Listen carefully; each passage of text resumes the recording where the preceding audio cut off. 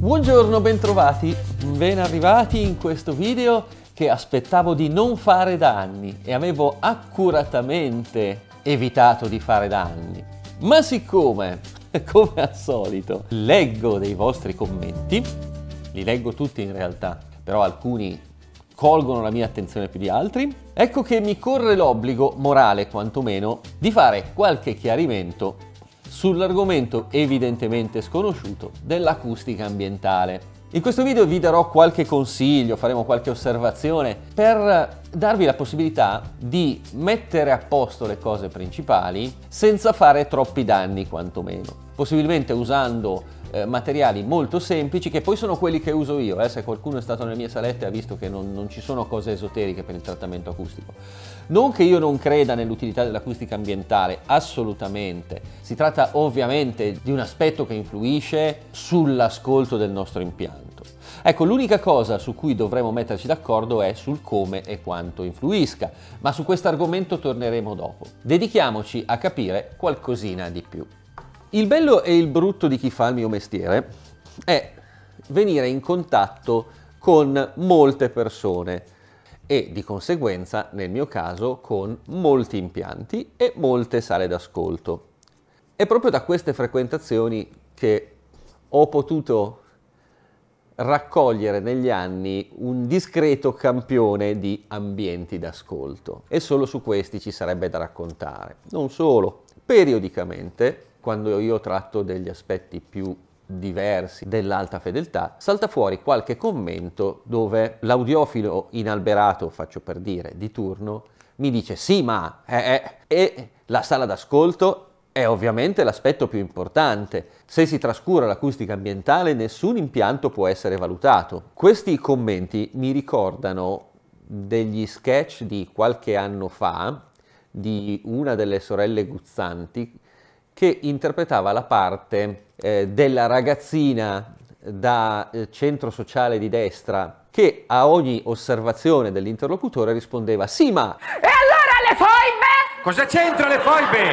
Cosa sta dicendo? Questo per dire che l'acustica ambientale sembra venga tirata in ballo quando più nessun altro argomento sembra reggere il discorso. Il problema è che se io vedessi dei trattamenti acustici in giro degni di nota o quantomeno accettabilmente ragionevoli, potrei prendere atto della questione. Quello che succede però è molto diverso, statisticamente quantomeno. Ecco, nella mia esperienza, quando vedo dei trattamenti acustici nelle salette d'ascolto degli appassionati, sono praticamente nella totalità dei casi dei disastri disperati. Cominciamo a chiarire un punto importante. Il trattamento acustico non serve e non deve servire a mettere le pezze alle intemperanze dell'impianto. La faccio semplice.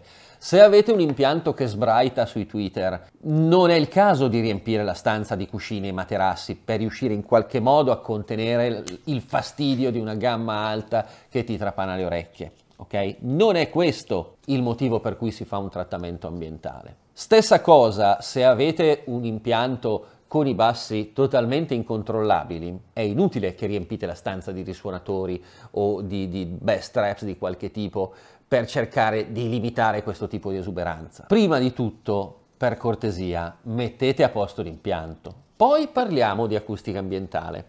Un impianto che suona correttamente, suona tranquillamente in una stanza media, cioè in un salotto medio, mediamente arredato, in maniera corretta.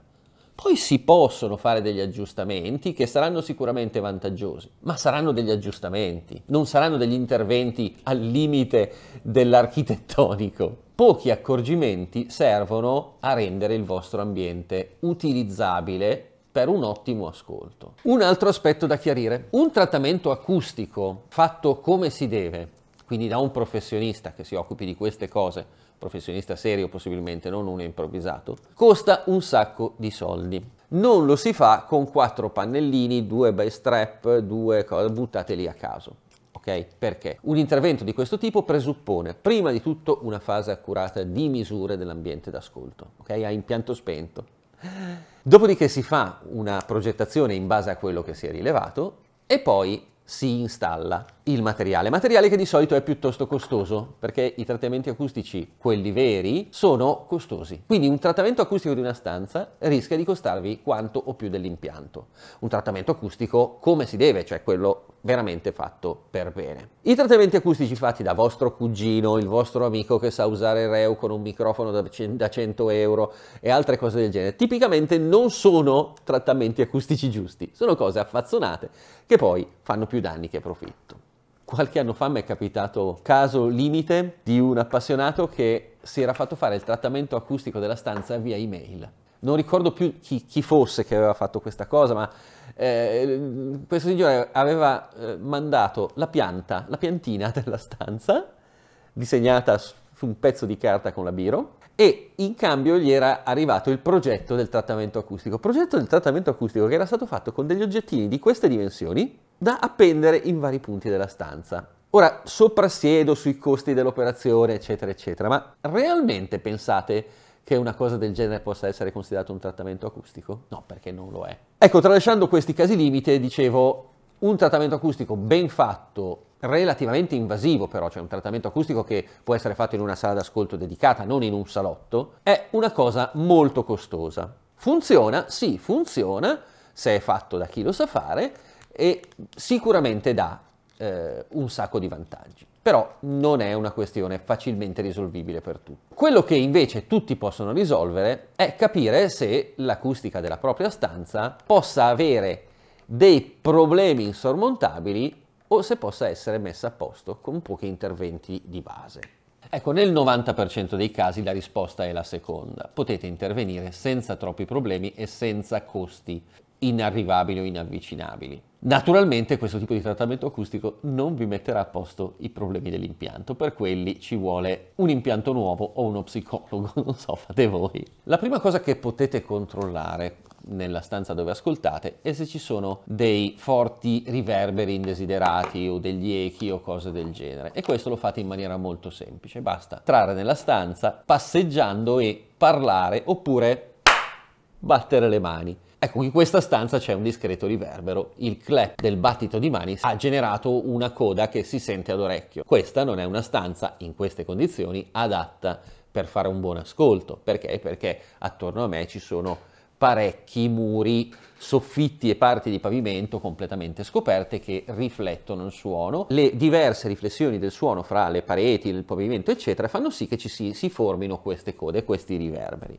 Dicevo, un altro test base è girare per la stanza chiacchierando. Oltre ai riverberi della stanza sentirete chiaramente se la vostra voce subisce delle alterazioni evidenti. Se la vostra voce subisce delle alterazioni evidenti, di nuovo probabilmente c'è bisogno di intervenire in qualche modo. In realtà questo tipo di test li potete fare anche a occhio. Se nella stanza ci sono tante superfici dure esposte, quindi vetrate senza tende, pareti di cemento completamente spoglie, soffitti e pavimenti senza tappeti, senza nessun tipo di materiale assorbente, ecco, queste sono cose che non vanno bene. E adesso cominciamo a vedere qualche consiglio di base per sistemare le cose nella maniera migliore possibile, il che vuol dire quello che di meglio potete fare senza rivoluzionare la stanza, senza fare intervenire gli avvocati, senza litigare con nessuno. Alla mia destra, per puro caso, abbiamo una stanza vista dall'alto. Non badate alle proporzioni, alle dimensioni, non ci interessano assolutamente nulla. È solo per fare dei rapidi esempi di quello che potete fare per, come dicevo prima, mettere a posto le cose principali. Ricordatevi la legge dell'80-20. Spesso con un 20% di interventi risolvete l'80% dei problemi. Per risolvere il restante 20% dovete intervenire per un 80% in più. Quindi cominciamo a fare il grosso. Poi per i dettagli li lasciamo fare a chi li sa fare. Noi facciamo le cose da incompetenti, quelle che tutti possono fare, tutti possono sapere, senza fare danni. Allora, dicevo, questo è il vostro impianto con i diffusori e il punto d'ascolto. Cominciamo a chiarire una questione. Il famoso triangolo isoscele, eccetera, eccetera. tutto ok, distanza dal punto d'ascolto rispetto alla linea congiungenti diffusori, pari alla distanza dei diffusori, eccetera. Non diventiamo cretini per i 2 cm in più o in meno che non sono il perfetto triangolo isoscele, ok? Non serve un puntatore laser per allineare i diffusori. Partiamo da quello che possiamo fare e poi ne discutiamo. Perché ho detto puntatore laser? Perché ho visto gente usare i puntatori laser per posizionare i diffusori. Le paranoie sono una patologia, ok? Si possono curare anche farmacologicamente, ma noi cerchiamo semplicemente di prevenirle. Non ce le facciamo venire. Dicevo, abbiamo i nostri 2 diffusori, abbiamo il nostro punto d'ascolto. Quali sono i problemi che possono intervenire? Quelli macroscopici, quelli più grossi. Allora, prima di tutto, le riflessioni in ambiente. Il suono che raggiunge le nostre orecchie è in parte il suono diretto emesso dai nostri altoparlanti e in parte quello che arriva alle nostre orecchie per percorsi più complicati. I percorsi più complicati possono essere questi, ad esempio, cioè suono che viene riflesso sulle pareti laterali e poi arriva alle orecchie, oppure questi, suono che viene riflesso dalla parete di fondo, poi rimbalza. Ci sono tutta una moltitudine, ovviamente, di cammini lungo i quali il suono raggiunge le nostre orecchie. Qual è il problema? Che noi dovremmo ascoltare principalmente quello diretto. Perché? Perché quello riflesso, ammesso che venga riflesso senza problemi di risposta in frequenza e cose del genere, arriva, lasciatemelo dire in maniera molto semplice, in ritardo. Lo sapete che il suono ha una sua velocità. Se io gli faccio fare una strada diretta e corta, arriva nel tempo corretto. Se prende una strada più lunga, arriverà in ritardo o ancora più in ritardo. Addirittura, questo caso limite, il suono proveniente da un diffusore raggiunge l'orecchio sbagliato. Per cui un suono che dovremmo sentire arrivare dalla nostra destra, lo sentiamo in realtà arrivare dalla nostra sinistra. Disastro totale, robe brutte insomma. Queste sono tutte le informazioni della stereofonia che dovrebbero permetterci di ricostruire correttamente un palcoscenico virtuale su cui sentir suonare le nostre cose. Se i suoni cominciano ad arrivarci da destra da manca senza capirci più nulla, tutto rimane confuso, tutto rimane strano. Qui una menzione sarebbe da fare sugli altoparlanti dipolari dove questo tipo di riflessioni dalla parete posteriore sono il pane quotidiano. Voi capite che una riproduzione del genere col corretto ha poco a che fare. Con lo scenografico magari sì, ma col corretto siamo molto distanti. Bellissime le ricerche di Bose negli anni 70 per il suono direct reflecting, con i tweeter girati a destra, a sinistra, sopra e sotto per avere riflessioni dappertutto e ricreare un effetto stereofonico enorme anche quando non c'era. Ma la correttezza è un'altra, la correttezza è che noi dobbiamo ascoltare il suono diretto principalmente, tutto il resto è cacca, non va bene, non buono, cacca, ok? Quindi questo buono, il resto no. Come possiamo evitare questo primo problema, che però è un problema molto grande? Dobbiamo evitare le riflessioni. Quindi ci mettiamo in una camera anecoica e viviamo felici. No, perché ci prende l'angoscia, stare in una camera anecoica è la cosa più fastidiosa del mondo.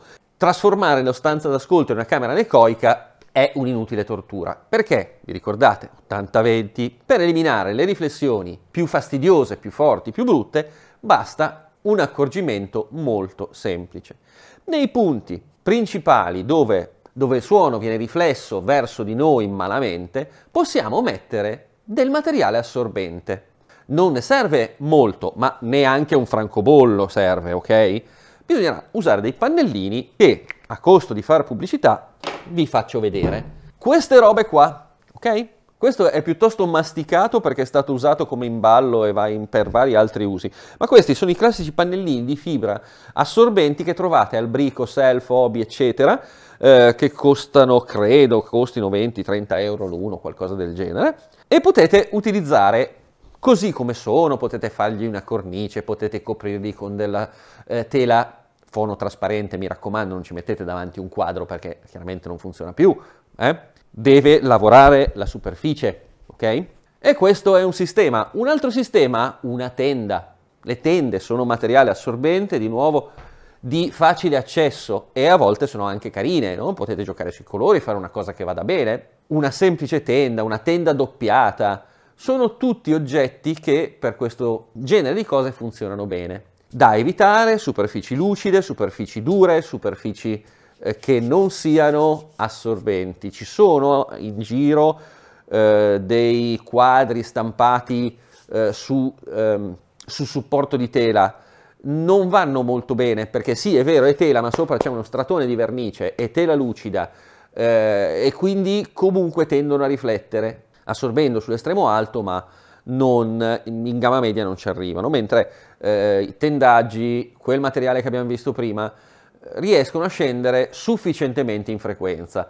Un pannello spesso 5 cm, grosso modo riesce a lavorare bene fino attorno a 1 kHz, da quelle parti lì. Poi scende perché chiaramente non ci sono le dimensioni per assorbire più in basso, ma tutto sommato il grosso dei problemi già ce li toglie. Come facciamo a posizionare questo pannello nel punto giusto? Esiste un sistema semplicissimo, infallibile, però bisogna essere in due per metterlo in atto. Serve un amico che vi tenga in mano uno specchio. Voi vi mettete nel punto d'ascolto, guardate l'amico con lo specchio, che si sposterà lungo la parete. Quando nello specchio vedete il tweeter della vostra cassa, o comunque la parte di cassa con il tweeter e il midrange, lì è il punto di prima riflessione. Lì andrete ad appendere il vostro pannello. Con quel sistema ammazzerete per la maggior parte il problema delle prime riflessioni nella stanza. Un'altra cosa che potete fare è intervenire su questa parte, cioè lo spazio fra le casse alle spalle delle casse. Tipicamente qui c'è una parete. Spero per voi che non ci abbiate appeso un plasma o uno schermo LCD da 80 pollici, perché ecco, lì non è il posto giusto per appenderlo, ok? Questa parte qui è quella che vi crea il problema delle riflessioni sulla parete di fondo, che tendono ad appiattire parecchio la scena. Anche qui un trattamento assorbente normalmente fa bene. Di nuovo potete usare pannellini, tende, eccetera, eccetera. È il modo più semplice per contenere le prime riflessioni della stanza e quindi avere quantomeno una presentazione della scena sufficientemente corretta per un buon ascolto. Si può intervenire anche con altre soluzioni, con altri sistemi, diffusori, RPG, tutta una serie di ammenicoli che però sono più difficili e molto più costosi. Beh, un buon diffusore può essere una libreria a giorno con dentro tanti libri, messi in maniera irregolare, a giorno, quindi aperta, con i libri in vista. La carta funziona bene per fare queste cose. Una libreria con le antine di vetro, no, è un riflettore, non va bene. Poi supponiamo che nella stanza ci sia un po' di arredamento, qualche scaffale, qualche mobile, non avete mica tutte vetrinette, spero. Se avete tutte vetrinette, beh, vabbè, può essere un problema se avete solo quelle. Se avete vetrinette e muri nudi, non va bene. Tra le vetrinette metteteci qualcosa di assorbente. E questo è il primo problema. Ah sì, ecco, mentre vedo questa situazione, prima abbiamo parlato del triangolo isoscele, è chiaro che è desiderabile una certa simmetria rispetto alla zona di ascolto. Per cui, sì, ok, che voi siate in mezzo, i due diffusori più o meno equidistanti, abbiamo detto non è il caso di guardare i millimetri, ma più o meno alla stessa distanza, alla stessa apertura, poi si gioca sull'inclinazione per gestire la precisione della scena, la messa a fuoco, eccetera. Però una certa simmetria, dicevo, fra la parte destra e la parte sinistra sarebbe auspicabile. Se voi avete una parete qui, anzi facciamo così, una parete qui e quest'altra parete qui o qui, ecco che possono esserci effettivamente problemi di squilibrio. Se avete una parete molto distante da una parte, dalla parte opposta magari sarà bene disporre un po' più di assorbente per simulare una parete più distante e così via. Naturalmente, ripeto, questo è un caso esemplificativo. Le case di ognuno sono diverse, però ecco, cercare di mantenere una certa simmetria nella disposizione è sicuramente auspicabile. Nella seconda figura, come vedete, insomma, l'intervento della grafica 3D, dell'intelligenza artificiale e di tutto il resto è evidente in questa immagine. Abbiamo la nostra stanza di prima, più o meno, vista di lato anziché di sopra. Perché? Vi ricordate, abbiamo parlato delle prime riflessioni e quelle sono il nostro cruccio. Le riflessioni non sono sulle pareti laterali solamente, ma sono anche sul pavimento e sul soffitto. Ora devo dire che i problemi più grossi di solito si hanno per le riflessioni sul pavimento. Perché? Perché quando siamo seduti su una poltrona, sedia, divano, le nostre orecchie sono più vicine al pavimento che al soffitto, quindi se c'è una riflessione sul pavimento la avvertiremo di più, mentre se c'è una riflessione sul soffitto intanto è più difficile che raggiunga le nostre orecchie e poi se le raggiunge più attenuata. Questa è una buona notizia, perché? Perché fare un trattamento acustico al pavimento è molto semplice. Andate a prendere un bel tappetone economico di nuovo in qualche outlet, in qualche cosa, che sia magari un bello spesso, sia un tappetone bello morbido, che piaccia a vostra moglie soprattutto, compagna, compagno, eccetera, e lo piazzate fra voi e i diffusori, ma questo è un consiglio della nonna che sanno tutti. Con questo avete risolto il grosso del problema, sia in termini di prime riflessioni che il maledettissimo flutter eco che si verifica fra soffitto e pavimento molto spesso. Cos'è il flutter eco? È una sorta di rimbalzo di energia acustica, di suono, chiamiamolo così, fra due superfici affacciate, quindi soffitto e pavimento. Come fate a identificarlo? Beh, quando battete le mani, in un punto in cui si verifica questo evento, non sentite la classica coda, ma sentite tutta una serie di di battiti molto ravvicinati, dipende dalla distanza fra le due pareti, che seguono quello principale. Però è abbastanza caratteristico questo fenomeno ed è una roba devastante per l'ascolto, garantito. Naturalmente se voi togliete una delle due superfici affacciate, questo fenomeno lo eliminate immediatamente, ok? Quindi bel tappetone e avete risolto anche questi due problemi. Poi, se volete intervenire sulla parete posteriore per evitare dei rientri, delle riflessioni dalla parete posteriore, in seconda battuta lo potete fare in maniera magari non troppo invadente. Sulla parete posteriore, tecnicamente, sarebbe consigliato avere una superficie diffondente, quindi dei diffusori. Questo quantomeno parlando di situazioni acustiche base, tranquille, semplici. Poi si potrebbe approfondire il discorso in maniere molto più complesse, ma noi evitiamo. Quindi un diffusore alle spalle che cos'è? L'ho detto prima, una bella libreria a giorno, ad esempio, il vostro scaffale con i dischi, con i CD meno perché hanno le copertine di plastica, ma gli LP che hanno le copertine di carta vanno bene. Uno scaffale con dei portapolvere, volevo dire dei soprammobili, ma sempre a giorno, che generi una superficie molto irregolare, è un buon diffusore. Quindi qualcosa del genere può aiutare. Oppure dei piccoli pezzi di assorbente, cioè dei piccoli pezzi assorbenti disposti in maniera più o meno casuale, distanziati fra di loro, che vabbè, così diventa troppo difficile, non lo potete fare in salotto. Però ecco, un piccolo trattamento sulla parte posteriore lo potete fare. E con questo sistema avete risolto i problemi per il 95% dei vostri ambienti d'ascolto. Ho detto 95% e non ho detto 100% perché non sarebbe vero. Mi è capitato qualche volta, ma vi garantisco poche volte, di incontrare degli ambienti particolarmente ostici per dimensioni, forma, struttura, materiali, eccetera, che effettivamente impedivano la fruizione decente di qualsiasi tipo di ascolto. Però, ripeto, sono situazioni veramente molto borderline. Tipicamente parliamo di ambienti open space molto grandi, dove ci sono tempi di riverbero estremamente lunghi, o cose di questo tipo.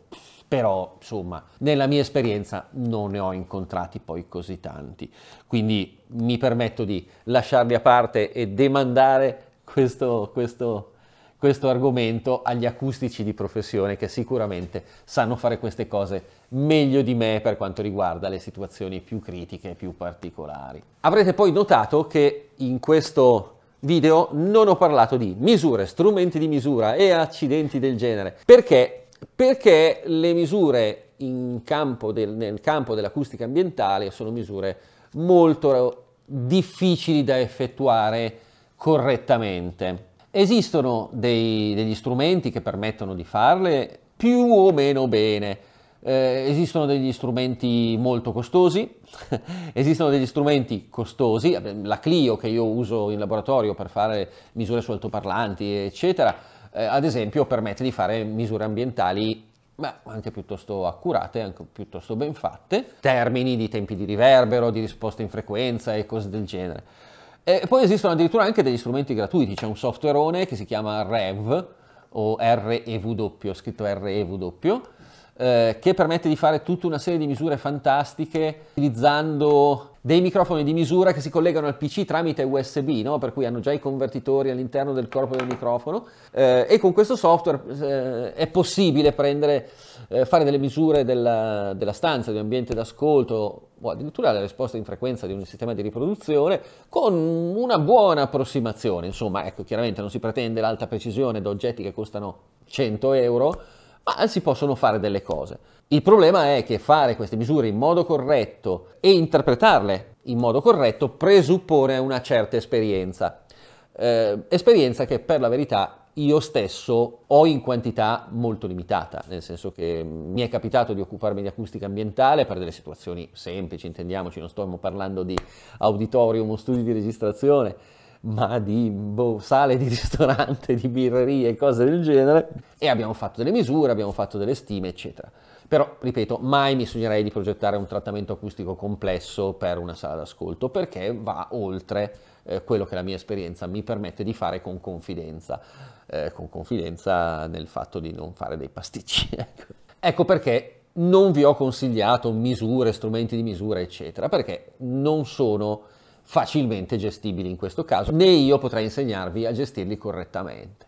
Ecco, nella foga di raccontarvi tutte queste cose mi sono dimenticato di ricordarvi, se avete ancora un attimo di tempo, di iscrivervi al canale, di attivare le notifiche e di mettere un like al video, perché lo sapete, a YouTube queste cose piacciono un casino. Io spero che questo video sia servito almeno a sedare le vostre paranoie da acustica ambientale. Di più non posso fare, lo so, erano consigli della nonna, probabilmente molti di voi queste cose le hanno già sentite e risentite. Il mio tentativo era solo di evitarvi magari delle spese inutili o dei lavori fatti male che poi portano più danni che profitto. Ecco, in questi intenti spero almeno di essere riuscito, senza altre pretese. E se poi vi sarà utile magari per mettere un pochino a posto la vostra stanza senza diventare matti, beh, meglio ancora, perché è tutta roba buona. Quindi, a questo punto direi che possiamo salutarci e vederci al prossimo video.